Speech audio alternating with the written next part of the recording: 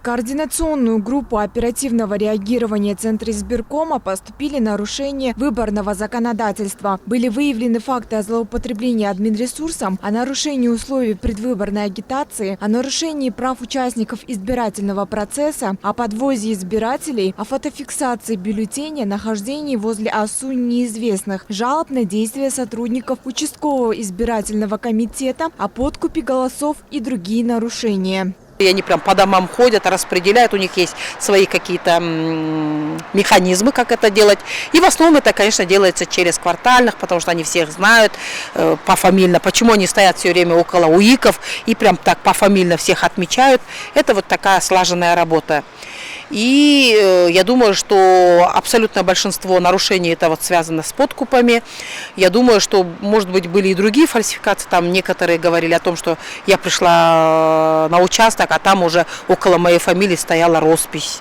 В ходе подготовки и проведения референдума и выборов депутатов местной Кенеши органами внутренних дел города Бишкек зарегистрировано в общей сложности 42 нарушения избирательного законодательства. Один проступок по статье 87 прим. 1 «Злоупотребление административным ресурсом» Кодекса Кыргызской Республики о проступках.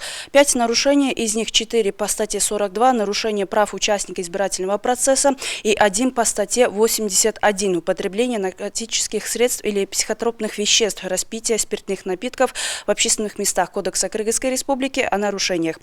А также 34 факта зарегистрировано в ЖУИ органов внутренних дел города Бишкек, по которым были проведены разбирательства, где не были выявлены нарушения. Всего было отобрано около 3000 наблюдателей, которые работали по всему Кыргызстану. По словам координатора проекта наблюдателей Айзире Калмазбековой, было выявлено около 100 весомых нарушений. Неправильный подсчет голосов, подкуп голосов, высыпка бюллетеней на улицу. Также не сохранялась тайна голосований. Это огромное количество, например, неправильного подсчета, когда, я не знаю, ОСУ неправильно работала, и это повлияло на исход голосования. Это когда были неправильно опломбированы ОСУ, которые могут повлиять. Да? Не просто неправильно опломбированы, а именно это влечет за собой неточность, да, в подсчете голосов. Это один вид.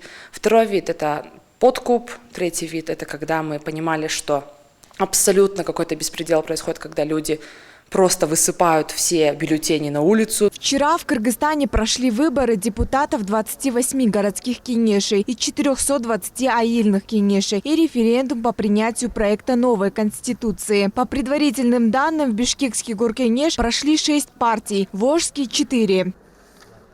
Айжан Аманова, Нурболсын Тургуналиев, НИО ТВ.